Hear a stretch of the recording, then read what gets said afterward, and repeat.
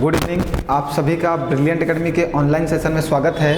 जैसा कि हम लोग यूपी टेट 2021 के पेपर की तैयारी कर रहे हैं और जो 28 नवंबर को होने वाला है, आज उसका एडमिट कार्ड भी जारी हो गया है।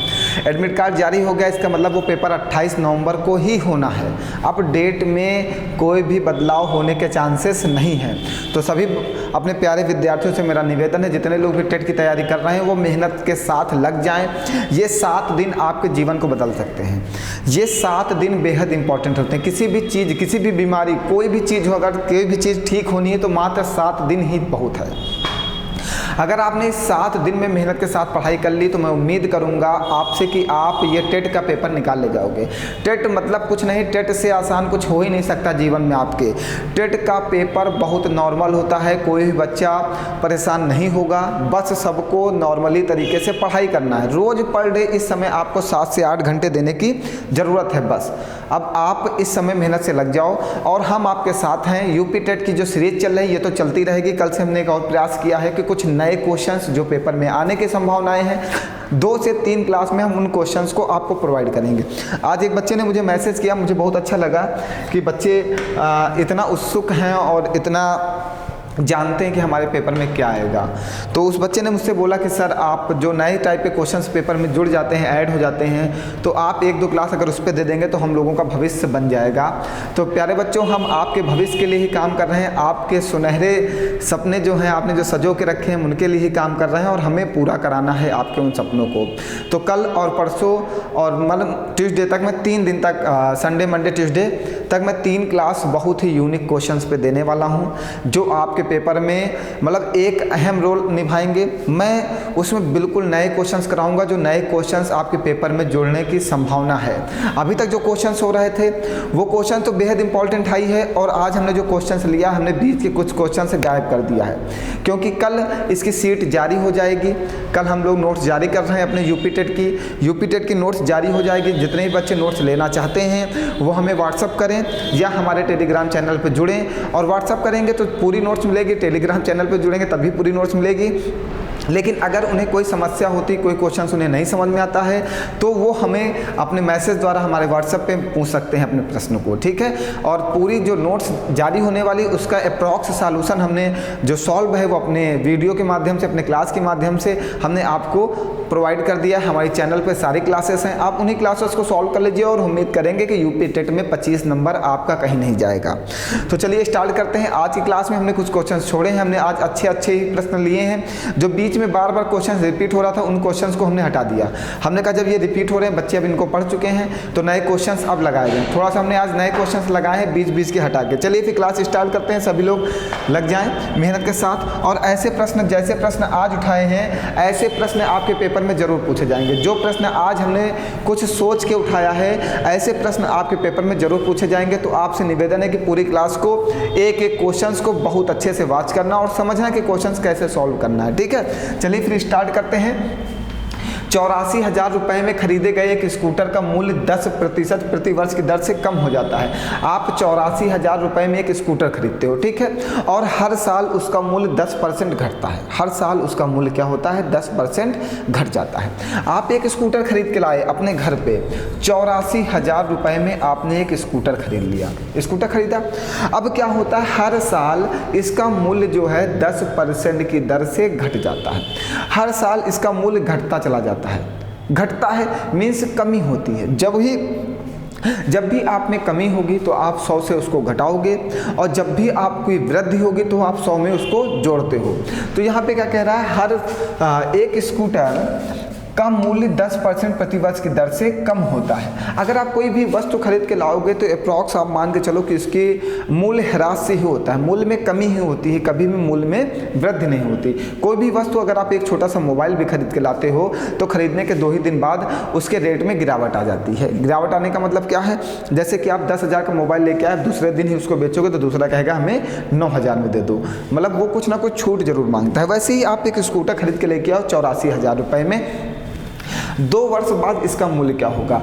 पहले वर्ष 10% घटा तो 90/100। 100 से हमेशा ध्यान रखना प्यारे बच्चों, फिर से मैं बता दे रहा हूँ, कभी मूल्य में कमी हो तो उसको 100 से घटा दो, मूल्य में वृद्धि हो तो उसको 100 में जोड़ दो।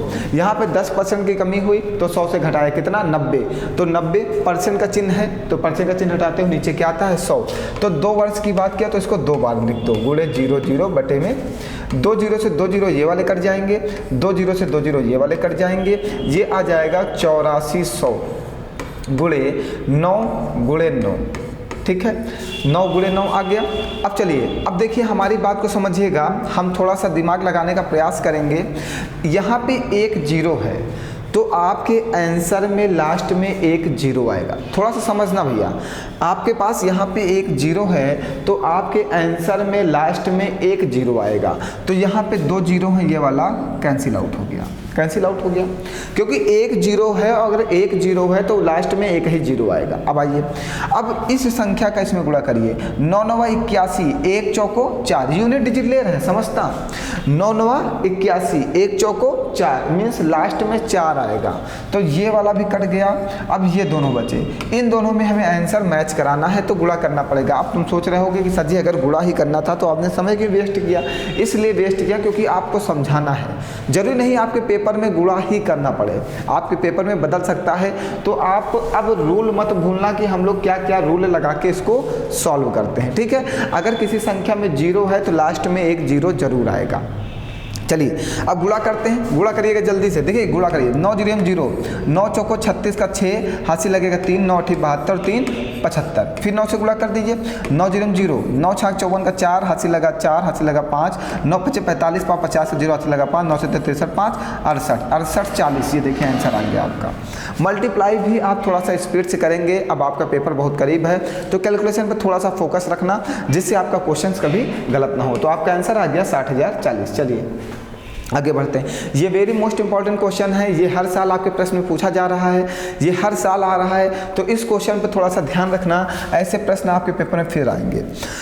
उसने कहा एक वर्ग की भुजा है, एक वर्ग है जिसकी सभी भुजाओं को 20% बढ़ाया जाता है, इसको भी 20% बढ़ा दें, इसको भी 20% बढ़ा दें, इसको भी 20% बढ़ा दें और इसको भी 20% बढ़ा दें। अब भैया जो वर्ग की भुजा होती हैं वो चारों भुजाएं आपस में क्या होती हैं, समान होती हैं, वर्ग की चारों भुजाएं आपस में समान होती हैं। तो कहा तो क्षेत्रफल में कितने प्रतिशत की वृद्धि हो जाती है, तो वर्ग के क्षेत्रफल में कितने प्रतिशत की वृद्धि होगी। हम ये 50 बार आपके साथ क्वेश्चन डिस्कस कर चुके हैं। क्षेत्रफल, वर्ग का क्षेत्रफल मीन्स होता है भुजा स्क्वायर, जो एरिया होता है वर्ग का वो क्या होता है, भुजा स्क्वायर। यहाँ पे जो भुजा आपकी आई है वो कितने टाइम्स आई है, 2 टाइम्स आई है, a इंटू ए, तभी तो वर्ग का क्षेत्रफल बना ए स्क्वायर ना। अब समझना, कहा यदि एक वर्ग की सभी भुजाओं को 20% बढ़ाया जाता है तो उसके क्षेत्रफल में कितने प्रतिशत का परिवर्तन होगा। और वर्ग की भुजा हमारी है क्या, ए, मीन्स इसको भी 20% बढ़ाया गया और इसको भी 20% बढ़ाया गया। हमने बोला था जब भी 2% आ जाएं और कुल परिवर्तन पूछ ले, क्षेत्रफल में कितने प्रतिशत की वृद्धि हुई, देखो क्षेत्रफल में कितने प्रतिशत वृद्धि हुई, जब भी 2 परिवर्तन आएंगे तो आप यहाँ पे लगाओगे प्रतिशत परिवर्तन। देखो जितने बच्चों ने क्लास पहले वाली छोड़ रखी है उन्हें प्रॉब्लम होगी, अब तो उन्हें ये कोशिश करना है कि पहले स्टार्टिंग क्लास जरूर देखें कि ऐसे क्वेश्चंस में हम फार्मूला कौन सा लगाते हैं। ये बहुत इंपॉर्टेंट फार्मूला है, जब भी आपको 2% देगा तो आप प्रतिशत परिवर्तन का फॉर्मूला लगाओगे। ठीक है, चलिए एक x मान लो, ये वाला आपका x है और ये वाला आपका y है, पुट कर दो। एक x है तो 20 + 20 + 20 गुणे 20 बटे में 100, 2 0 से 2 0 कट जाएंगे, 20 और 20 40 और 2 दूनी 4, कितना 44%। देखिए आपका आंसर आ गया 44%।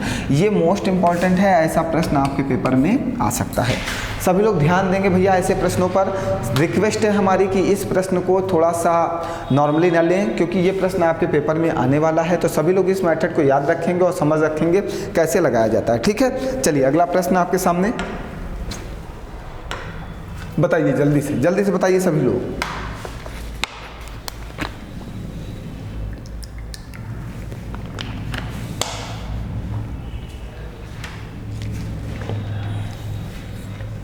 बताइए कमेंट करिए, बताइए आंसर क्या है आपका। फास्ट देखते हैं कितने लोग पढ़ाई कर रहे हैं। नहीं पढ़ना है। कह रहा 400 मीटर लंबी एक ट्रेन 300 मीटर लंबे एक प्लेटफॉर्म को पुल को 70 सेकंड में पार करती है।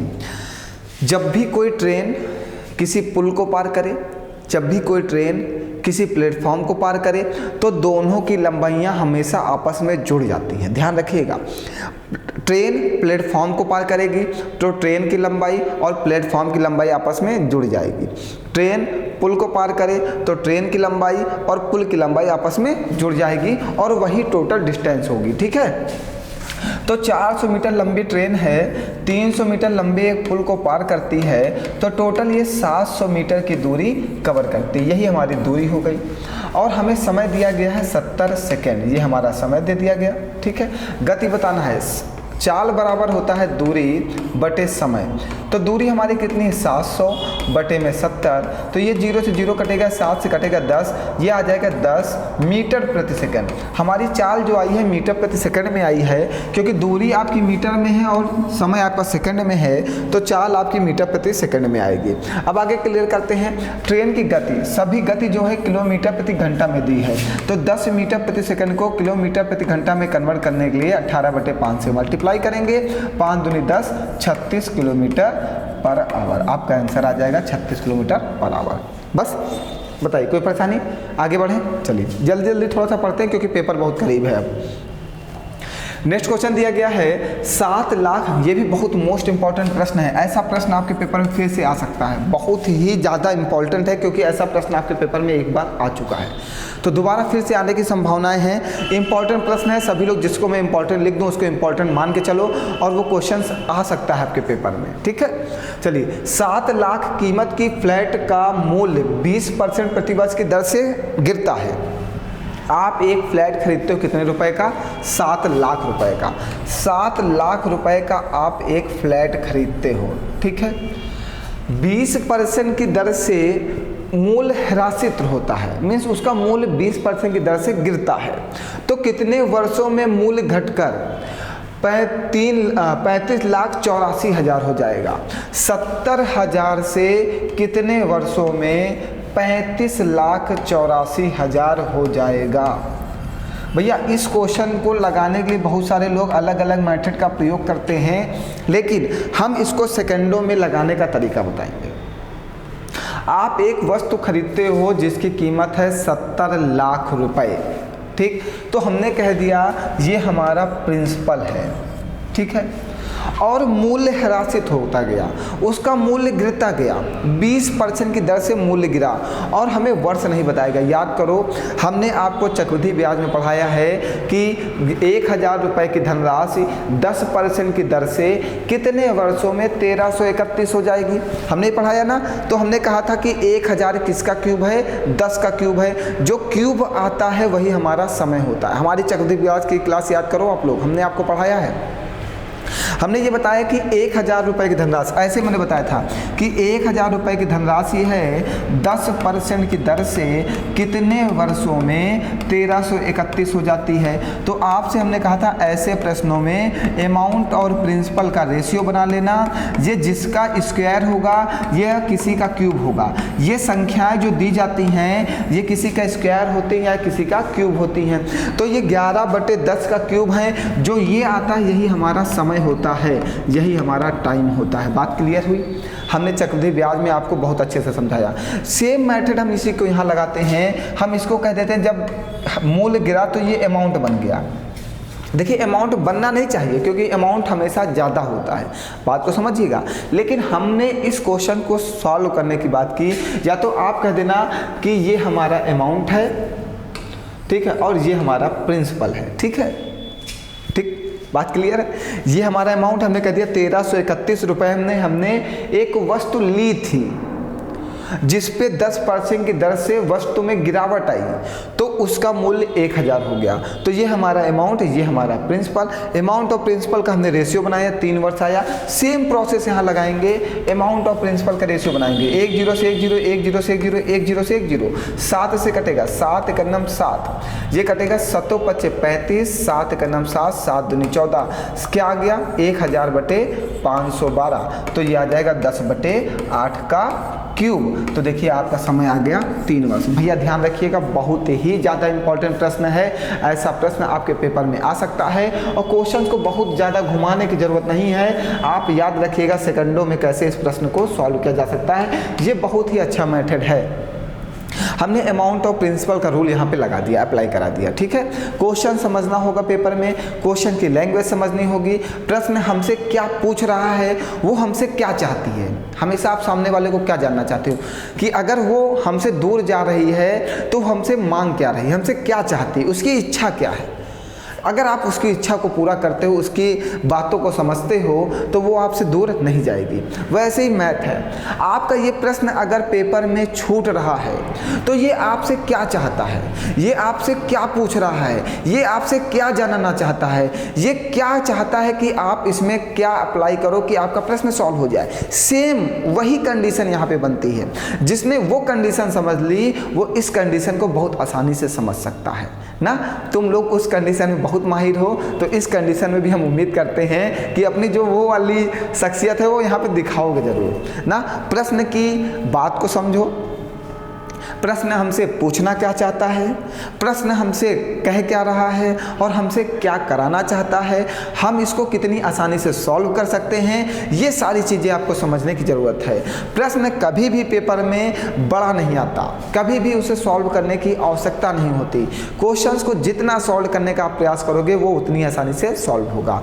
चलिए फिर आगे बढ़ते हैं नेक्स्ट क्वेश्चन पे। बिल्कुल जान लगा देना है इस बार यूपी टेट में हमें जान लगा देना है, मतलब जान लगा देना है। और यूपी टेट इस बार हाथ से जाना नहीं चाहिए। 28 नवंबर को हम आग लगा देंगे पेपर में। अगर आपने हमसे पढ़ा है तो आपको खुद समझ में आएगा कि मैथ सर ने क्या पढ़ाई है। अभी आप नहीं समझ पाओगे, अभी आपको लगता होगा सर जी पता नहीं क्या पढ़ा रहे हैं, इधर उधर के प्रश्न पढ़ा रहे हैं। जब आप पेपर के हॉल में बैठोगे तब जब यही प्रश्न आपको वहाँ पे मिलेंगे तब आप समझ पाओगे कि सर जो कह रहे थे वो सही कह रहे थे। अगर आज हमने उनकी बात मान ली होती और आज हमने उनसे पढ़ लिया होता तो आज जो हम यहाँ पे बैठ के विचार कर रहे हैं पेपर में, हम क्वेश्चंस कर रहे होते, विचार नहीं कर रहे होते, हम प्रश्न को सॉल्व कर रहे होते।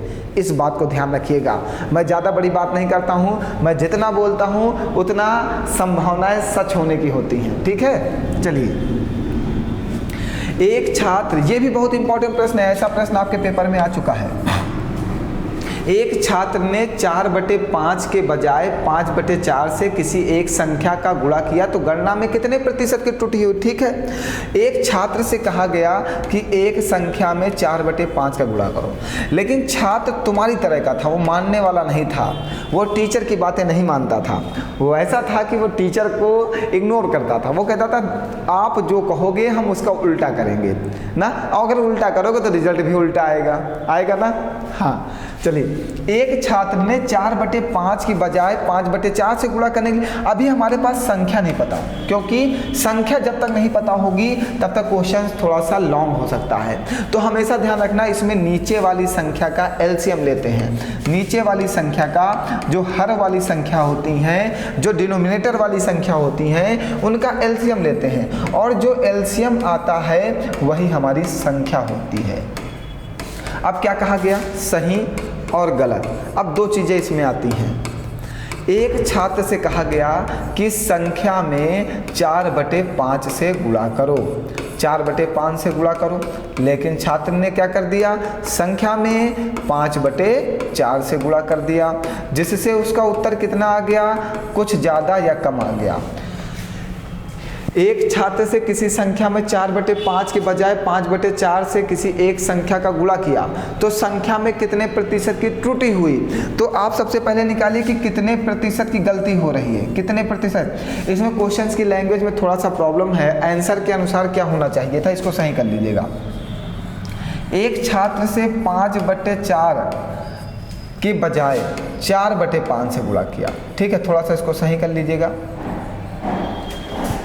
एक छात्र से कहा गया कि एक संख्या में 5/4, एक संख्या हमारी 20 यूनिट है, इसमें 5/4 से गुणा करने के लिए कहा गया तो उसका उत्तर आता 25 यूनिट। लेकिन छात्र ने किया क्या, इस संख्या में 4/5 से गुणा कर दिया, जिससे उसका उत्तर आ गया 16 यूनिट। देखिए आपका आंसर आना चाहिए था 25 यूनिट और आंसर आया कितना, 16 यूनिट। तो मीन्स आंसर आपका क्या आया, गलत आया। कितने यूनिट गलत आया, 9 यूनिट कम आया। तो प्रतिशत त्रुटि बराबर होता है, प्रतिशत त्रुटि बराबर होता है त्रुटि गुणे 100 बटे में प्रथम। कितने की त्रुटि हो रही, 9 यूनिट की, 9 गुणे 100 बटे में प्रथम कितना है 25, 25 चौको 100, 4×9 36% की त्रुटि है। ये देखिए, ये क्वेश्चन ध्यान रखिएगा, बहुत इंपॉर्टेंट है। हमने क्या किया, एक छात्र ने 5/4 के बजाय 4/5 से किसी संख्या में गुणा किया। छात्र से कहा गया कि इस संख्या में 5/4 से गुणा करो, लेकिन छात्र ने किया क्या, 4/5 से गुणा कर दिया। ठीक है, तो ये चेंज नहीं होगा, इसमें कोई प्रॉब्लम नहीं, चाहे 5/4 करा दे, 4/5 करा दे, 5/4, 4/5, इसका एलसीएम जो है वो 20 ही आएगा, है ना। हम नीचे वाली संख्याओं का क्या करेंगे, एलसीएम ले लेंगे, और जो एलसीएम आता है वही हमारी क्या होती है, संख्या होती है। जो एलसीएम आता है वही हमारी क्या होती है, संख्या होती है। तो सही क्या है, इस संख्या में कहा गया 5/4 का गुणा करो। जब वो 5/4 का गुणा करता तो उसका उत्तर कितना आता, 25 यूनिट। लेकिन उसने किया क्या, इस संख्या में 4/5 का गुणा कर दिया, जिससे उसका उत्तर कितना आ गया, 16 यूनिट आ गया। तो उसका उत्तर कितने यूनिट गलत आया, 9 यूनिट गलत आया। तो प्रतिशत त्रुटि बराबर होता है त्रुटि गुणे 100 बटे प्रथम। 36% की त्रुटि में गणना हुई है, गलती हुई है। चलिए आइए, ये भी प्रश्न बहुत अच्छा है, मैं पढ़ा चुका हूँ। मैंने बोला था इसमें कपड़ा बेचने पर 5 मीटर कपड़े के विक्रय मूल्य के बराबर लाभ प्राप्त होता है। यदि कोई व्यापारी है 45 मीटर कपड़ा बेचता है तो उसको 5 मीटर कपड़े के विक्रय मूल्य के बराबर लाभ प्राप्त है। तो लाभ प्रतिशत क्या है, तो जितना कपड़ा बेचता है जिस पे उसको लाभ मिलता है वो लाभ होता है। प्रतिशत लाभ हमें निकालना है, लाभ हो गया गुणे 100। और सीपी कैसे निकालते हैं बेटा, सीपी कैसे निकालते हैं बताइए जल्दी से, सीपी कैसे निकालेंगे इसमें बताइए बताइए। आप लोग तो सब कुछ पढ़ चुके हो, अभी भी बाकी है। चलो अच्छा बता ही देते हैं, नहीं तो कहोगे सर जी डायरेक्ट रखे दे रहे हैं। देखो, एक व्यापारी 45 मीटर कपड़ा बेचता है, एसपी जो है वो 45 मीटर। हमने बोला, बात को समझना, एक व्यापारी 45 मीटर कपड़ा बेचता है, मीन्स हमने कहा एक कपड़े की कीमत 1 रुपये प्रति मीटर है। बहुत अच्छी लैंग्वेज है, बहुत अच्छी लैंग्वेज से समझो। हमने कहा कि एक कपड़े की कीमत 1 रुपये प्रति मीटर है, तो अगर व्यापारी ने 45 मीटर कपड़ा बेचा तो उसको कितने रुपए मिले, 45 रुपये। फिर आगे क्या कह रहा है, कपड़ा बेचने पर 5 मीटर कपड़े के विक्रय मूल्य के बराबर लाभ होता है। मीन्स 5 मीटर कपड़े का जो विक्रय मूल्य है, अगर आपने कपड़े को 1 रुपये प्रति मीटर की दर से बेचा है तो 5 मीटर कपड़े के विक्रय मूल्य के बराबर लाभ होता है। तो आपको लाभ कितने रुपए का हो गया, 5 रुपये का। अगर 5 रुपये का लाभ हुआ, 45 रुपये में वस्तु बेची है, तो उस वस्तु का सीपी कितने रुपए होगा, 40 रुपये। किसी वस्तु को 40 रुपए में खरीदा गया, 5 रुपए लाभ लेके 45 रुपए में बेच दिया गया। इतनी बात क्लियर हो गई सबको। अब हमें क्या बताना है, प्रॉफिट परसेंट। प्रॉफिट परसेंट बराबर होता है प्रॉफिट इंटू 100 अपॉन में सीपी। 1 0 से 1 0 काट दो, ये 50/4 आ जाएगा। ये क्या कटेगा, 4 1 4, 4 2 8, 4 5 20, 12.5%। ठीक है, बताइए कोई परेशानी है किसी को, बिल्कुल दिमाग में सेट हो गया। देखना एक बार फिर से, यदि कोई कपड़ा व्यापारी है 45 मीटर कपड़ा बेचने पर 5 मीटर कपड़े के विक्रय मूल्य के बराबर लाभ प्राप्त करता है। हमने कहा एक कपड़ा व्यापारी 1 रुपये में 1 मीटर कपड़ा बेचता है, तो 45 मीटर कपड़ा बेचने में उसे 45 रुपये मिलेंगे, और 5 मीटर विक्रय मूल्य के बराबर लाभ होता है, तो 5 रुपये का लाभ होगा। अगर 45 की वस्तु पर 5 रुपये का लाभ हो रहा तो उसका क्रय मूल्य कितने रुपये रहा होगा, 40 रुपये। आइए आगे बढ़ते हैं, थोड़ा जल्दी पढ़ते हैं, क्वेश्चंस बहुत हैं, अभी पढ़ना बहुत ज़्यादा है। ठीक है, हमने आज बहुत सारे क्वेश्चन लिए हैं, अगर आप सही से पढ़ोगे तो जल्दी जल्दी लगा लेंगे। और हम उम्मीद करते हैं ये प्रश्न आप लगा सकते हो। 400 रुपये के अंकित मूल्य पर 8% की छूट, 240 रुपये के अंकित मूल्य पर 12% की छूट, 500 रुपये के अंकित मूल्य पर 7% की छूट, 320 रुपये के अंकित मूल्य पर 10% की छूट। कह रहा निम्नलिखित में से कौन सा अधिकतम है, मतलब किस पे आपको अधिकतम मीन्स किस पे आपको अधिकतम छूट मिलेगी। चलो ठीक देख लेते हैं। अगर 400 रुपये पे 8% की छूट लेते हो तो आपको कितने रुपए की छूट मिलेगी, 32 रुपए की। 240 रुपये पे 12% की छूट लेते हो तो आपको कितने रुपए की छूट मिलेगी, 12 चौको 48 का 8 हासिल लगेगा 4, 12 2 24 4 28 और 10 से डिवाइड कर दोगे 28.8। 500 रुपये पे आप 7% की छूट लेते हो तो 2 जीरो से 2 जीरो काट दो 35 रुपये की छूट मिलेगी। 320 रुपये पे अगर आप 10% की छूट लेते हो तो बटे 100 में 2 जीरो कट जाएंगे 32 रुपये की। सबसे ज़्यादा छूट कहाँ मिल रही प्यारे बच्चों, ये देखिए 35 रुपये पे। आगे आंसर कुछ भी नहीं करना है। एक प्रश्न नए टाइप का अगर जुड़ सकता है तो ये वाला जुड़ सकता है, ठीक है, क्योंकि ये टाइम टेकन होगा, क्वेश्चंस की लैंग्वेज समझनी होगी। उसने कहा 400 रुपये के अंकित मूल्य पर 8% की छूट। हमने 400 रुपये पे 8% की छूट निकाली, 240 रुपये पे 12% की छूट निकाली, 500 रुपये पे 7% की छूट निकाली, 320 रुपये पे 10% की छूट निकाली। फिर हमने देखा कि यहाँ पे 32 रुपये मिले, यहाँ पे 28.8 रुपये मिले, यहाँ पे 35 रुपये मिले, यहाँ पे 32 रुपये मिले। सबसे ज़्यादा रुपए कहाँ मिले, यहाँ पे। तो उसने कहा अधिकतम छूट कहाँ पे मिलेगी, तो 500 रुपये पे जो 7% की छूट होगी। आइए, ये भी प्रश्न बहुत अच्छा है। संजय ने अपनी अर्धवार्षिक परीक्षा में 150 में 75 अंक पाए। आप एक परीक्षा देने जाते हो, 150 में कितने नंबर पाते हो, 75। समझते चलना, 150 में 75 नंबर पाते हो। फिर एक दूसरी परीक्षा होती है, वहाँ आप 150 में 105 अंक पाते हो। तो टोटल 300 नंबर की परीक्षा हुई और आप टोटल अंक कितने पाए, 75, 7, 5 180 अंक पाए। अब समझना भैया, क्वेश्चंस की लैंग्वेज समझो। कहा संजय ने अपनी अर्धवार्षिक परीक्षा में 150 में 75, वार्षिक परीक्षा में 150 में 105 अंक हासिल किए। उसके अंकों में प्रतिशत वृद्धि क्या है, उसके अंकों में प्रतिशत वृद्धि क्या है। अब समझना, अब यहाँ पे तो कोई बात नहीं, इसकी बात ही नहीं करना है, बात ही नहीं करना। समझना, आप 150 में 75 अंक पाते थे अर्धवार्षिक में, फिर 150 में आप पाए हो वार्षिक में, ठीक है। तो कहा उसके अंकों में प्रतिशत वृद्धि क्या है। तो आप कितने नंबर ज़्यादा पा रहे हो, 30 नंबर ज़्यादा पाए हो। प्रतिशत वृद्धि इक्वल टू होता है वृद्धि गुणे 100 बटे में अंक 150। 1 0 से 1 0, 3 25 15, 5 दूनी 10। ये तो आंसर ही नहीं आ रहा है।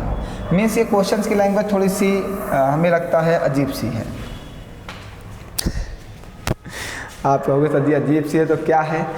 देखिए, कह रहा है संजय अपनी अर्धवार्षिक परीक्षा में 150 अंक पाया, 150 में 75 अंक पाया, ठीक है। 150 नंबर का पेपर हुआ, उसे 75 नंबर मिल गए, ठीक है। फिर और वार्षिक परीक्षा में 150 में 105 अंक पाया। 150 में कितने अंक पा गया, 105 अंक। जब वार्षिक परीक्षा हुई तो 150 में 105 अंक मिले थे, अर्धवार्षिक परीक्षा हुई तो 150 में 75 अंक मिले, ठीक।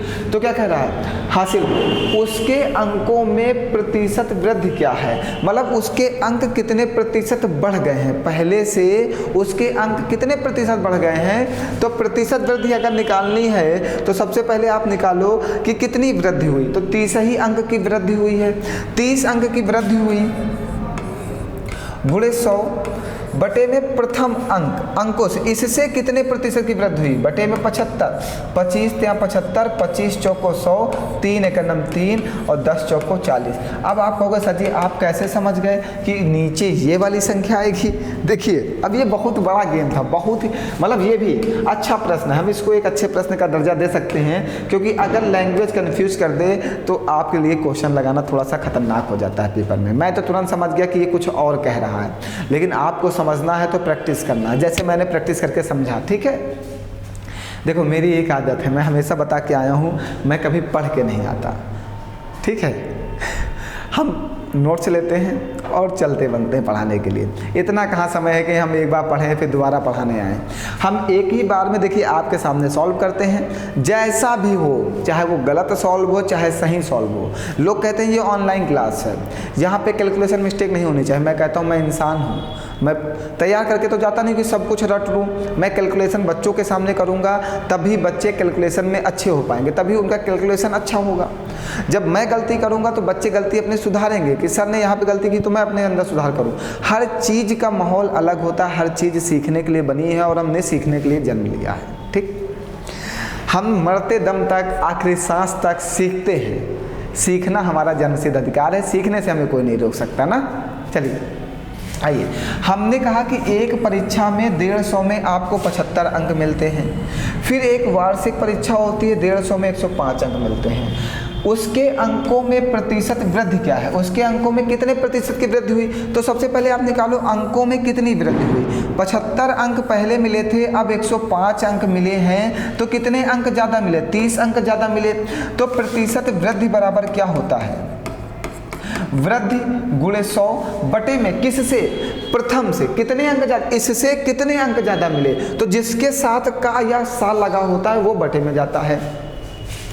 इससे कितने अंक ज़्यादा मिले, 30 अंक ज़्यादा मिले, तो ये वाला कहाँ चला जाएगा, बटे में। कैंसिल आउट करोगे आपका आंसर क्या आ जाएगा, 40%। क्लियर हुआ भैया, क्लियर है। जिससे कहेगा इससे कितने प्रतिशत अंक ज़्यादा मिले, कह नहीं रहा, देखो उसके अंकों में प्रतिशत वृद्धि क्या है, इससे कितने प्रतिशत अंक ज़्यादा मिले, इससे कितने प्रतिशत अंक ज़्यादा मिले।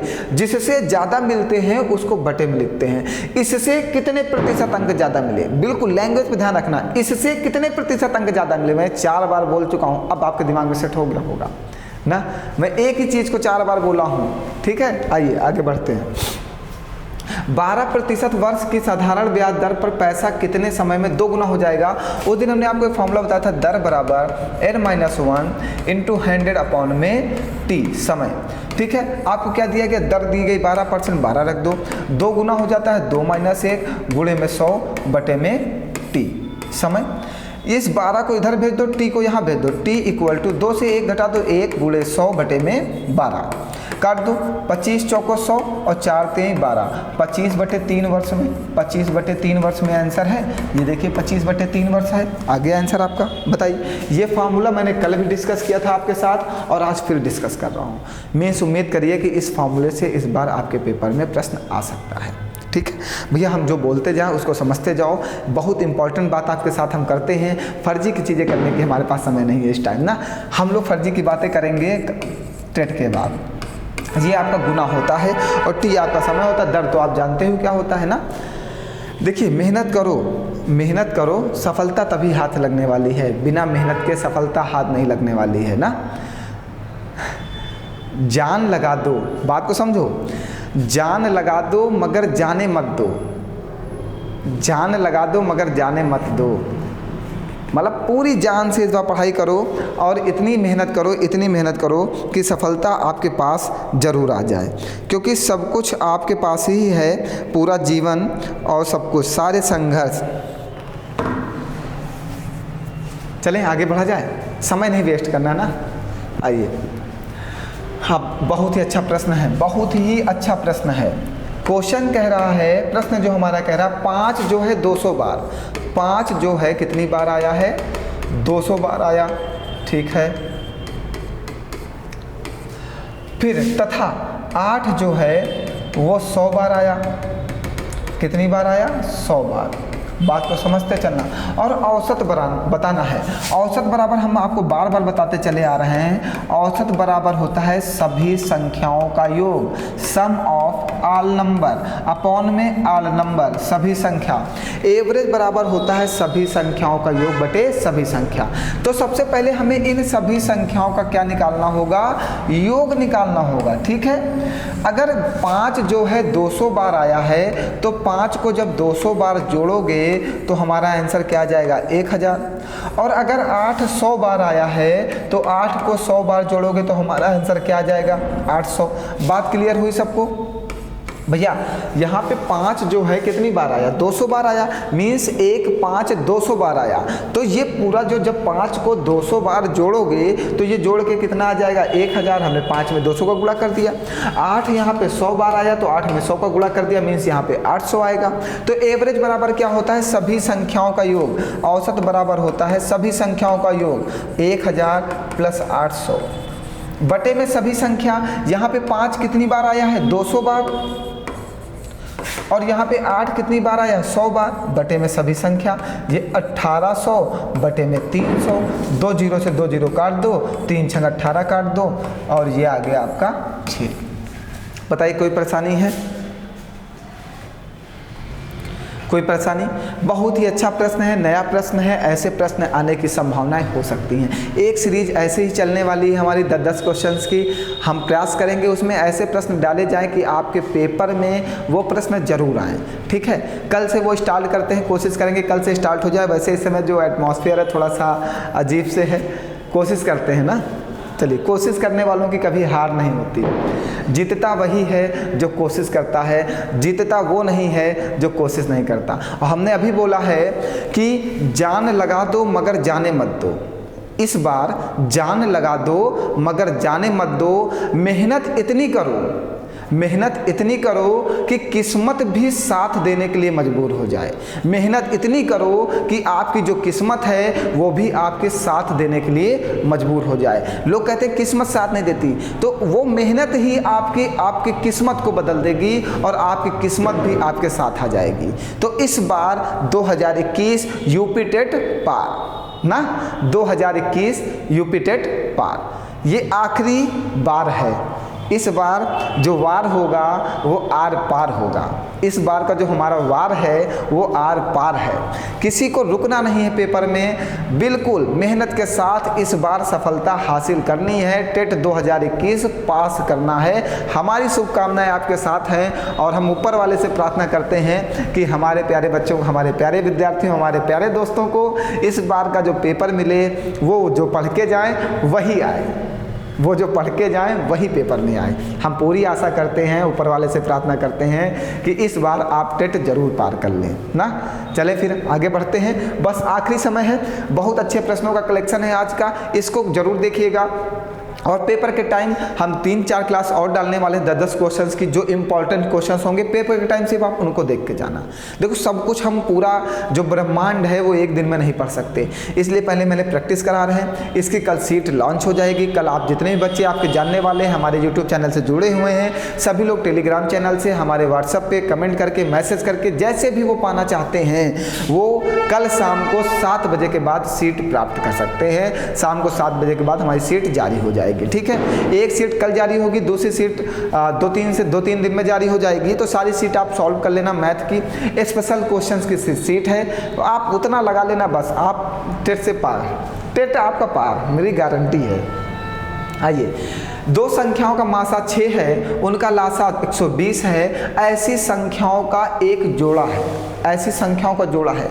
मीन्स जो ये 2 संख्याएं सब जगह दी गई हैं यही हमारी क्या हैं, संख्याएं हैं। इन्हीं संख्याओं का तो जोड़ा है। अब समझना भैया, देखो ऑप्शंस काटने का काम करो। कोई भी टॉपिक हो आप ऑप्शंसों को काटने का काम करो। भैया यहाँ पे मासा क्या है, मासा मीन्स HCF। HCF आपका कितना है, 6 है। मासा आपका 6 है, तो हर एक संख्या में मासा जो 6 है वो कॉमन होगा। हर एक संख्या में जो आपका मासा 6 है वो क्या होगा, कॉमन होगा, ठीक है। चलो अब भैया यहाँ पे आओ, इसका फैक्टर 6 गुणे 12 बनेगा। क्या इसमें से 6 फैक्टर बन सकता है? इसमें से क्या कोई 6 फैक्टर बन सकता है? नहीं बन सकता। ये 10 चौको 40 बन सकता है, लेकिन 6 यहाँ से नहीं निकलेगा। और जब तक 6 नहीं आएगा तब तक दोनों संख्याओं में कॉमन नहीं होगा, और जब तक कॉमन नहीं होगा वो हमारा मासा नहीं होगा, तो ये आंसर बन नहीं सकता। वैसे ये है, यहाँ पे भी 40 में 6 कॉमन नहीं आएगा, ये भी हमारा मासा नहीं हो सकता। देखो क्वेश्चंस का हम आपको करने का तरीका बता रहे हैं। आपके पास ये दो संख्याएं बची 12 और 60। 12 का फैक्टर क्या होगा 6 दूनी 12, इसका फैक्टर क्या होगा 6 गुणे 2 गुणे 5। अगर हम इन दोनों संख्याओं के HCF की बात करते हैं तो HCF क्या होता है जो दोनों में कॉमन हो, तो इसका HCF कितना हो जाएगा 12, और जबकि क्वेश्चन ने क्या कहा उसका HCF कितना होना चाहिए 6, तो ये भी आंसर नहीं हो सकता। ये अब आप कहेंगे सर जी आप इतना घुमा के नीचे से क्यों गए, क्योंकि आपको समझाना था 24 और 30, इसका फैक्टर देखो 6 चौको 24, इसका फैक्टर देखो 6 पंचे 30, और मासा वही होता है HCF जो वही होता है जो दोनों संख्याओं में कॉमन हो। बताइए कुछ करना है भैया। एक प्रश्न लासा मासा से 100% आपके पेपर में आने वाला है, 100 नहीं 102%, मतलब गारंटी के साथ लासा मासा के 2 प्रश्न आपके पेपर में जरूर आएंगे। इसलिए लासा मासा की क्लास जो हमने अपलोड कर रखी पहले वो देख लेना, जो प्रैक्टिस में जितने क्वेश्चन सॉल्व करा रहा हूँ वो देख लेना, कहीं ना कहीं से पेपर में आ जाएगा। चले आगे बढ़े। आइए अगला प्रश्न दिया गया, एक घनाभ का क्षेत्रफल दे रखा है और उसकी ऊंचाई दे रखी। घनाभ बहुत आसान है, घनाभ का क्षेत्रफल मीन्स लंबाई गुणे चौड़ाई हमें दे रखा है 34 और ऊंचाई हमें दे रखा है 3.5। तो घनाभ का जो आयतन होता है वो क्या होता है L × B × H, यही तो होता है। तो 34 दिया गया है और 3.5 ये दिया गया है, इन दोनों का मल्टीप्लाई कर दो 119 सेंटीमीटर आ जाएगा। ये देखिए आंसर दिया गया। बताइए कुछ करना है, मतलब क्वेश्चंस की लैंग्वेज को थोड़ा सा घुमा दिया बच्चे को कंफ्यूज करने के लिए, क्षेत्रफल दे दिया जिससे बच्चा पेपर में कंफ्यूज हो जाए और क्वेश्चन छोड़ दे। यही टेट करने वाला है। टेट कुछ नहीं करेगा, टेट थोड़ा सा कंफ्यूज करने का प्रयास करेगा क्वेश्चंस में। अगर आपने बेहतर प्रैक्टिस की है, बेहतर क्वेश्चंस के कलेक्शन को पढ़ा है, तो हम उम्मीद करेंगे कि आपके टेट में कुछ भी वो घुमाए आप घूमोगे नहीं। आप इतने समझदार हो, आपकी समझदारी की मैं दाग देता हूं, क्योंकि आप इतने समझदार हो कि क्वेश्चन समझोगे। हमने 10 बार बताया कि क्वेश्चन की लैंग्वेज समझो, क्वेश्चन ने क्या दे रखा है, क्वेश्चन हमसे जानना क्या चाहता है, क्वेश्चन हमसे चाहता क्या है, ये सारी चीज़ें इसके अंदर सब कुछ है। क्वेश्चन ने क्षेत्रफल दे रखा है, ऊंचाई दे रखी है, तो हमने कहा क्षेत्रफल दे रखा है। अगर क्षेत्रफल है तो कोई 2 चीज़ों का मल्टीप्लाई करने पर ही क्षेत्रफल आता है, क्योंकि सेंटीमीटर स्क्वायर होता है। और आयतन हमसे पूछा तो आयतन LBH होता है, H हमको दे रखा है मीन्स LB हमें दे रखा था 34, हमने कर दिया, आंसर आ गया। ठीक है, चलिए आइए। एक घनाभ का कुल पृष्ठ क्षेत्रफल ज्ञात कीजिए। एक घन का कुल पृष्ठ क्षेत्रफल जो होता है वो होता है 6a², और घन का जो आयतन होता है वो होता है भुजा क्यूब। आपको घन का आयतन दे रखा है a³ बराबर 64, तो a बराबर 4 आ जाएगा, क्योंकि 64 जो है वो 4 का क्यूब है। 4 चौको 16 चौको 64। आपसे ये पूछा है 6 गुणे 4 गुणे 4, 6 चौको 24 चौको 96 सेंटीमीटर स्क्वायर। आपका आंसर आ गया। बताइए ऐसे प्रश्न आपके पेपर में आएंगे तो आप नहीं कर पाओगे। और पिछली बार एक घन से अच्छा प्रश्न आया था, संपूर्ण पृष्ठ ही उसमें भी पूछा था, तो इस बार भी एक उम्मीद करो घन और घनाभ से 2 प्रश्न जरूर आएंगे। ठीक है, चलिए लास्ट क्वेश्चन आज का, और इसी के बाद आपकी क्लास समाप्त होगी। इस क्वेश्चन पे हम थोड़ा सा डिस्कस करते हैं। पहले 15 प्राकृतिक संख्याओं का औसत क्या होगा। जब भी प्रथम n प्राकृतिक संख्याओं का औसत पूछे, संख्याओं का औसत पूछे, का औसत, तो ये होता है औसत बराबर n+1/2। ठीक है, प्रथम n सम संख्याओं का औसत पूछे तो ये होता है n+1। प्रथम n विषम संख्याओं का औसत पूछे तो ये होता है n। बात समझ गए। ये 3 फार्मूले हैं। सर बोलोगे सर जी आप फार्मूले से क्यों बता रहे हो, क्योंकि बेटा इस समय जो समय है इस टाइम आप इन्हीं चीज़ को ध्यान रखो तो ज़्यादा अच्छा है। हम नॉर्मल तरीके से भी इसको लगा सकते हैं, कोई परेशानी नहीं है, हमें कोई दिक्कत नहीं है। लेकिन अगर आपके पास इस समय कम है तो आप ऐसे चीज़ों को समझो। ठीक है, कहा प्रथम 15 प्राकृतिक संख्याओं का औसत कितना होगा। तो प्रथम n प्राकृतिक संख्याओं का औसत क्या होता है n+1/2। तो n बराबर संख्या, तो 15 + 1/2, तो 15 1 16, मतलब 2 8 16, कितना हो जाएगा 8। देखिए तुरंत आंसर आ गया। जैसे वो कहता है प्रथम 15 सम संख्याओं का औसत क्या होगा, क्वेश्चन की लैंग्वेज समझना। प्रथम 15 सम संख्याओं का औसत क्या होगा, तो आप कह देते 15 + 1 16। जैसे वो कहता है आपसे, अरे यार पढ़ जाओ, 16। ठीक है, जैसे कि ये कहता है प्रथम 15 विषम संख्याओं का औसत क्या होगा, तो आप कह देते हैं 15। बात क्लियर हो गई सबको? ऐसे ध्यान रखना, बस ये 3 फार्मूले हैं छोटे से, इन्हें ध्यान रखना। ये पेपर आपका जल्दी करा देंगे, जल्दी हल करा देंगे, इसमें आपको पेन भी चलाने की ज़रूरत नहीं है। चलिए बस भैया समाप्त हुआ आपकी क्लास यहीं पे समाप्त होती है, और फिर हम मिलते हैं कल नेक्स्ट क्लास में। आप सभी लोग मेहनत से पढ़ते रहो, हंसते रहो, मुस्कुराते रहो और टेट को पार करो, इस बार आखिरी बार।